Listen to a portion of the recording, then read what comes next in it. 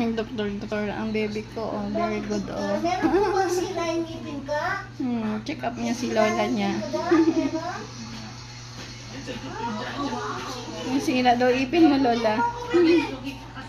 Check up niya ang ipin mo.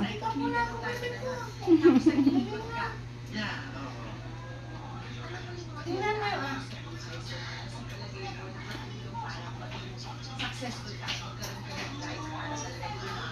May stethoscope yan. Time na may nag-accuse sa akin na I was scammer. Nanloko ng kata.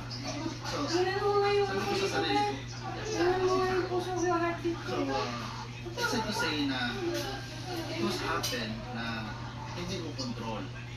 Kaya, yung time na yun, sinabi ko sa sarili ko, it's not my worth. Sabi ko,